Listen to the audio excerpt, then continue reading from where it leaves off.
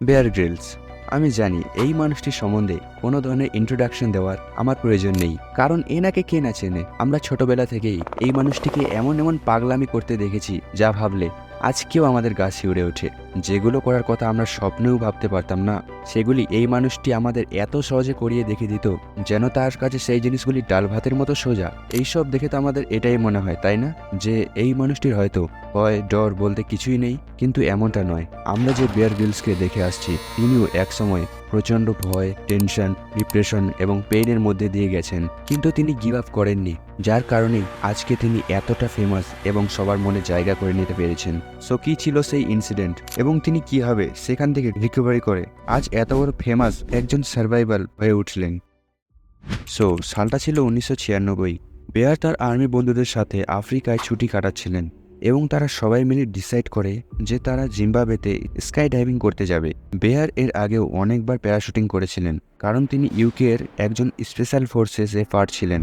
তারপর তাদের প্লেনটা আকাশে আস্তে আস্তে উঠতে থাকে এবং কিছুক্ষণ পরে তাদের বলা হয়, তোমরা সবাই রেডি তো? তখন বেয়ার এবং তার বন্ধুরা বলে ওঠে, হ্যাঁ আমরা রেডি। তখন তাদের উচ্চতা ছিল প্রায় 16,000 ফিটেরও বেশি। এই বলে তারা সবাই তাদের সব ধরনের গিয়ার্সগুলি একবার করে চেক করে নেয়। এরপর এক এক করে তারা সবাই প্লেন থেকে লাফ মেরে দেয়। বেয়ার তখন 200 কিলোমিটার পার আওয়ারেরও বেশি গতিতে নিচে নামতে থাকে। তার দূরত্ব আস্তে আস্তে পৃথিবী থেকে কমে আসছিল। বেয়ার সঠিক সময় বুঝে তার প্যারাশুটটি ওপেন করে দেয়, বাট এরপরে বেয়ারের সাথে ঠিক কি হতে চলেছিল সেটা বেয়ারের কোনো ধারণাই ছিল না। বেয়ার লক্ষ্য করে যে সে তো প্যারাশুটটি ওপেন করে দিয়েছে, কিন্তু তাও তার গতি কেন কমছিল না। যখন সে ওপরে তাকিয়ে দেখে, সে দেখে তার প্যারাশুটের যে থ্রেডস গুলি ছিল সেগুলি অনেক বাজেভাবে জোট বেঁধে গেছে। এসব দেখে বেয়ারের তখন মাথা কাজ করছিল না। সে তাড়াহুড়ো করে তার প্যারাশুটের থ্রেডস গুলি টানা হিচড়া করতে শুরু করে, যাতে প্যারাশুটটি কোনো মতে খুলে যায়। কিন্তু তার গতি সেই সময় এত বেশি ছিল যে সে প্যারাশুটের থ্রেডস এর সাথে টানা হিচড়া করতে করতে সে কখন ভূগর্ভের এত কাছাকাছি চলে এসছে সে নিজেও বুঝতে পারেনি। এটা দেখে সে আরো বেশি করে প্যানিক হয়ে যায় এবং সে এমার্জেন্সি প্যারাশুটটি খোলার চেষ্টা করে, কিন্তু ততক্ষণে অনেক বেশি দেরি হয়ে যায়। ফলে সে সোজা মাটিতে এসে ক্র্যাশ করে। বেয়ার মাটিতে এত জোরে ক্র্যাশ করেছিল যে সে একটি পুতুলের মতো বাউন্স হয়ে দূরে গিয়ে পড়ে যায় এবং তার চারপাশে একটি বিরাট বড় ধুলোর মেঘের মতো সৃষ্টি হয়ে যায়। বেয়ার বলেছিলেন যে এই ক্র্যাশটি এত জোরে হয়েছিল যে তখন তার মনে হচ্ছিল যেন তার মেরুদণ্ডের হাড়ে কেউ পাথর ঢুকিয়ে দিয়েছে। বেয়ারের তখন এত ভয়ানক পেন হচ্ছিল যে সে মাটিতে পড়ে পড়েই প্রচন্ড জোরে জোরে কান্না করছিল। সে 1 ইঞ্চিও হিলতে পারছিল না। তিনি বলেছিলেন এই ব্যথাটাকে সহ্য করার থেকে তো ভালো মৃত্যু ছিল। বেয়ার তখন সেই ব্যথা নিয়ে চিৎকার করছিল এবং সেই আশায় ছিল যে কখন তার বন্ধুরা তাকে বাঁচাতে আসবে, কারণ বেয়ারের আর সহ্যই হচ্ছিল না। ফাইনালি কিছুক্ষণ পর তার বন্ধুরা তাকে নিতে আসে এবং তারা সঙ্গে সঙ্গে বেয়ারকে গাড়িতে করে আফ্রিকার একটি হসপিটালে নিয়ে যায়। বেয়ারের মনে ছিল যে ডক্টরসরা তাকে পিঠের মধ্যে ইঞ্জেকশন দিয়েছিল, যার ফলে আস্তে আস্তে তার ব্যথা কমতে থাকে। সে ভাবে যে হয়তো সে এখন আস্তে আস্তে ঠিক হতে শুরু করেছে, তাই সে বেড থেকে ওঠার চেষ্টা করে। কিন্তু তৎক্ষণাৎ একটি ডক্টর এসে বেয়ারকে থামায় এবং তাকে বলে, তুমি আর এখন থেকে কোনোদিনও হাঁটাচলা করতে পারবে না। এটা শুনে 21 বছর বয়সী ইয়ং বেয়ার গ্রিলসের যেন দুনিয়াটাই শেষ হয়ে যায়। এর কারণে সে অনেক বেশি ডিপ্রেশনে চলে যায় এবং মনে মনে বলতে থাকে, এটা কি হয়ে গেল তোর সাথে বেয়ার, এবার তুই কিভাবে তোর বাকি জীবনটা কাটাবি। তারপর যখন সে এক্সরে দেখে তখন সে সেখানে পরিষ্কারভাবে দেখতে পাচ্ছিল যে তার মেরুদণ্ডের 3টি হাড় T8, T10 and T12 ভেঙে চুরমার হয়ে গেছে। এগুলি মানুষের পিঠের সব থেকে শক্ত এবং মজবুত হাড় হয়ে থাকে, যেগুলি এই ক্র্যাশে এক ঝাটকায় চুরমার হয়ে গেছিল। হাড়ে চড়া দক্ষ ইয়ং জওয়ান এখন কিনা নিজের বাথরুম পর্যন্ত হেঁটে যেতে পারছিল না। হসপিটালের বেডে সে পড়ে পড়ে এটাই ভাবতো যে হয়তো সে আর কখনোই হাঁটতে পারবে না। তার জীবনের বেঁচে থাকার রিজন, মিনিং অ্যান্ড পারপাসই ছিল অ্যাডভেঞ্চার, ঘুরে বেড়ানো, নতুন নতুন জায়গা এক্সপ্লোর করা। এগুলি সবকিছুই হয়তো এই ইনজুরিটি তার জীবন থেকে সারা জীবনের জন্য কেড়ে নিল। এইসব ভেবে ভেবে বেয়ারের রাত্রে ঘুম আসতো না। তার প্রত্যেকটা রাতেই শুধু আফসোস হতো, আবার নিজের উপর রাগও হতো। তখন সে নিজেকে বলতো, তুই কত বড় গাধা, তুই চাইলেই সেই সময় প্যানিক না করে সময় মতো এমার্জেন্সি প্যারাশুটটি খুললেই পারতিস, যেটা করলে আজকে এইসব কিছুই হতো না। এভাবে বেয়ারের প্রত্যেক দিনই শুধু রিগ্রেট ফিল হয়। অ্যাক্সিডেন্টই হওয়া প্রায় 2 মাস কেটে যায়, কিন্তু তার সেই অবস্থার পরিবর্তন হচ্ছিল না, বরং তার শরীরের অবস্থা আরো দিন দিন বেশি করে খারাপ হয়ে আসছিল। ব্যথা কিছুতেই কমছিল না। এভাবে বেয়ার তার নিজের অবস্থা দেখে আরো নেগেটিভ এবং ডিপ্রেশনে গভীরভাবে চলে যাচ্ছিল। সে বুঝতে পারছিল না যে সে এরপরে সারাটা জীবন কিভাবে কাটাবে। তার ভবিষ্যৎ সে নিজের চোখের সামনে শেষ হয়ে যেতে দেখছিল। ছিল।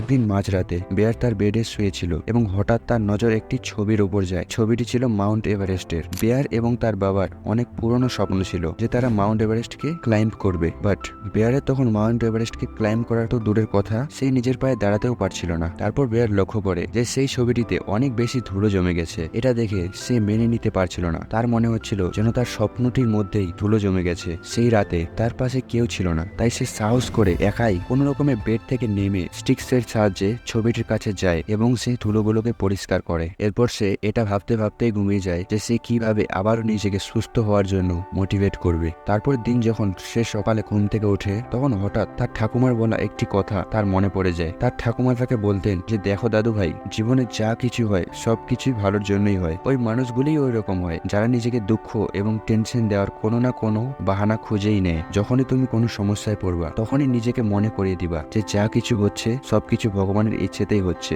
যিনি কখনোই কিছু খারাপ হতে দেন না। তখন বেয়ার সেই কথাটির মানে খুব গভীরভাবে বোঝে এবং এটা ফিল করে যে যদি উনি চাইতেন তাহলে এই দুর্ঘটনায় আমার জীবনও চলে যেতে পারতো, বাট যেহেতু আমি আজও বেঁচে আছি তার মানে নিশ্চয়ই আমার জন্য ভগবান ভালো কিছু ভেবে রেখেছেন। এটা বুঝে যাওয়ার পর বেয়ারের এই টেনশনগুলি একদম দূর হয়ে যায় যে সে ভবিষ্যতে কি করবে, সে কি আবার আগের মতোই হাঁটাচলা করতে পারবে, সে কি আবারও স্পেশাল ফোর্সে কাজ করতে পারবে। যখন তার ওভার থিঙ্কিং কমে যায় তখন সে অনেক বেশি শান্তি ফিল করে, ফলে তার স্ট্রেস এবং নেগেটিভিটিও কম হতে থাকে। সে নিজের বডিকে রিপেয়ার করার আগে তার মাইন্ডকে রিপেয়ার করে। যখন তার মাইন্ড স্ট্রং হয় তখন তার শরীরও আস্তে আস্তে ঠিক হতে থাকে, হাড়গুলির জোড়া লাগার স্পিডও বেড়ে যায়। তখন তার সব থেকে কাছের বন্ধু অ্যাড এমিসের একটি কথা মনে পড়ে যায়। অ্যাড এমিস একবার বেয়ারকে বলেছিলেন যে বেশিরভাগ সময়ই ভগবানের ইচ্ছেতেই জন্ম, মৃত্যু এবং পুনর্জীবন হয় এবং তোমার এই অ্যাক্সিডেন্টের পর পুনর্জীবন হয়েছে। তখন বেয়ার ভাবে এখন আমি এরকমই, যেরকম একটি বাচ্চা হয়, কোনো জিনিসের কোনো চিন্তা নয়, না নিজের পাস্টের না নিজের ফিউচারের, শুধু গ্রেটফুল আছি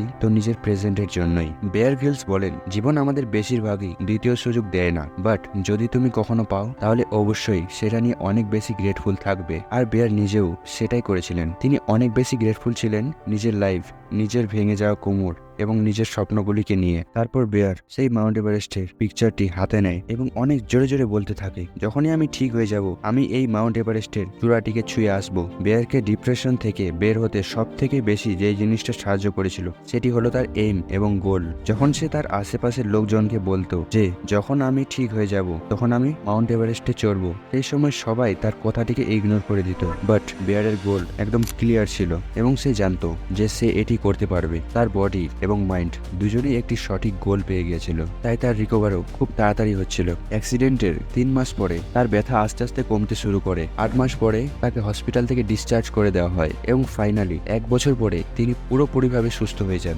বাট ডক্টরসরা তাকে বলেছিলেন যে তিনি দ্বিতীয়বার আর স্পেশাল ফোর্সে ট্রেনিং করতে পারবেন না, তার ঘাড়ের মধ্যে কোনো হেভি জিনিস নিতে পারবেন না। এটা শুনে বেয়ারকে স্পেশাল ফোর্সের চাকরিটা ছাড়তে হয়। তখন তার কাছে কোনো এক্সট্রা জব ছিল না, ফলে তার কাছে টাকাও খুব বেশি ছিল না। বাট বেয়ারের সেই সময় মাউন্ট এভারেস্টকে ক্লাইম্ব করার স্বপ্নটিকে পূরণ করার জন্য অ্যাপ্রক্স 25 থেকে 30 লাখ টাকা লাগতো, যার ফলে সে তার ব্রেনকে কাজে লাগায় এবং 250টিরও বেশি কোম্পানিকে সে চিঠি লেখে এবং তার প্রস্তাব জানায়। বাট স্যাডলি বেয়ার সমস্ত কোম্পানি থেকেই রিজেকশন পায়। বাট সে হার মানে না। 250 বারেরও বেশি রিজেক্ট হওয়ার পরেও সে আরো বিভিন্ন ধরনের কোম্পানিকে চিঠি লিখতে থাকে, কিন্তু তারাও তার প্রস্তাব কেউ একসেপ্ট করতে চাইছিল না। এভাবেই দিনের পর দিন কেটে যায়। বেয়ার চিঠি লিখতে থাকে।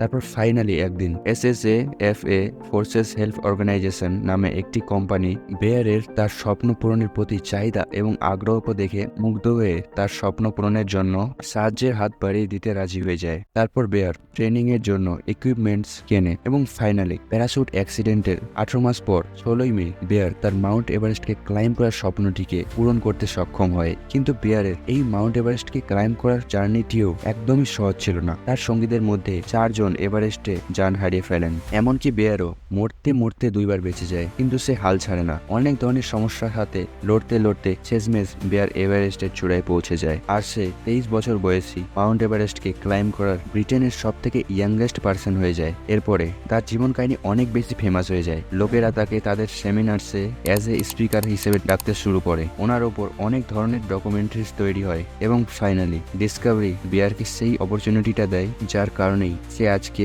ওয়ার্ল্ড ওয়াইড ফেম গেইন করতে পেরেছে। ফলেই আমরা তাকে আজ ম্যান ভার্সেস ওয়াইল্ড বা পোকামাকড় খাওয়া মানুষ নামে বেশি চিনি। সো তোমাকে অনেক ধন্যবাদ ভিডিওটি শেষ পর্যন্ত দেখার জন্য। এবং তুমি যদি চাও এরকমই ইন্সপায়ারিং স্টোরিজ এবং সেলফ ইমপ্রুভমেন্ট ভিডিওস আমি নিয়ে আসতে থাকি, তাহলে অবশ্যই চ্যানেলটিকে সাবস্ক্রাইব করে বেল নোটিফিকেশনে গিয়ে অল সিলেক্ট করে নিবে।